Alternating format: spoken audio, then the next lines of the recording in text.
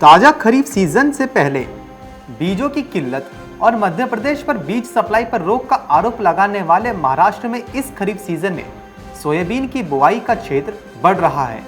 Soybean processors association of India यानी कि सोपा का आकलन यह कह रहा है। मध्य प्रदेश के बाद देश के दूसरे सबसे प्रमुख सोयाबीन उत्पादक राज्य महाराष्ट्र में इस महत्वपूर्ण तिलहन फसल की बुआई क्षेत्र चालू खरीफ सीजन में बढ़कर 43.87 लाख हेक्टेयर से कुछ ऊपर पहुंचने का अनुमान है, जबकि भारत सरकार का कृषि मंत्रालय देश में तिलहन फसलों की कुल बुआई में बीते साल के मुकाबले करीब 1.5% की गिरावट का अनुमान लगा रहा है। सोपा के अनुसार महाराष्ट्र में सोयाबीन पिछले साल के बुआई क्षेत्र 40.40 लाख हेक्टेयर से इस वर्ष 5.47 लाख हेक्टेयर ज्यादा है। सोपा के अनुसार पिछले साल की तुलना में इस बार महाराष्ट्र में सभी डिवीजनों में सोयाबीन के क्षेत्रफल में इजाफा हुआ है। इसके तहत अमरावती संभाग में बुआई क्षेत्र 13.30 लाख हेक्टेयर से उछलकर 14.79 लाख हेक्टेयर पर पहुंच गया।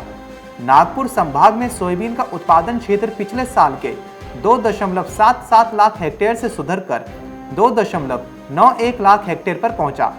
वहीं लातूर डिवीजन में सोयाबीन की बुआई क्षेत्र पिछले साल के 16.06 लाख हेक्टेयर से बढ़कर इस बार 17.66 लाख हेक्टेयर पर पहुंच गया।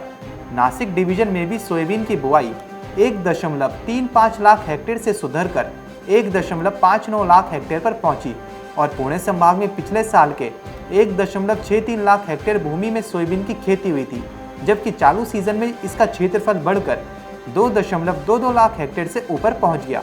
इसी प्रकार औरंगाबाद डिवीजन में जालना, बीड और औरंगाबाद जिले शामिल हैं। वहां सोयाबीन का उत्पादन क्षेत्र पिछले साल के 3.80 लाख हेक्टेयर से उछलकर इस बार 5.01 लाख हेक्टेयर से सुधरकर 1.69 लाख हेक्टेयर पर पहुंच गया।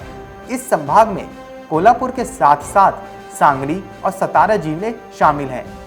महाराष्ट्र में सोयाबीन की फसल की हालत कहीं अच्छी तो कहीं कमजोर बताई जा रही है, जिसे आमतौर पर सामान्य या संतोषजनक माना जा सकता है। दूसरी ओर इंदौर बाजार में सोमवार को तेल तिलहन कामकाज बेहद कमजोर रहा। जन्माष्टमी की वजह से मंडियां भी बंद होने से सोयाबीन की आवक बेहद कमजोर रही। वहीं मूंगफली और सोया तेल में ऊंचे दामों पर ग्राहकी का सपोर्ट नहीं मिलने से भाव में आंशिक मंदी रही। मूंगफली तेल इंदौर घटकर 1580 से 1600 और सोया तेल 1410 से 1415 रुपये प्रति 10 किलो रह गया। मलेशिया पाम तेल सुबह बढ़ने के बाद अंत में गिरावट के साथ बंद हुआ था। इंडोनेशिया द्वारा एक्सपोर्ट टैक्स में बढ़ोतरी से केएलसी को बढ़त में सहारा मिला, लेकिन रिंगिट में आई मजबूती और सीबोर्ड सोया तेल में दबाव के चलते फिर गिरावट के साथ बंद होता नजर आया था। Bureau report, market times TV.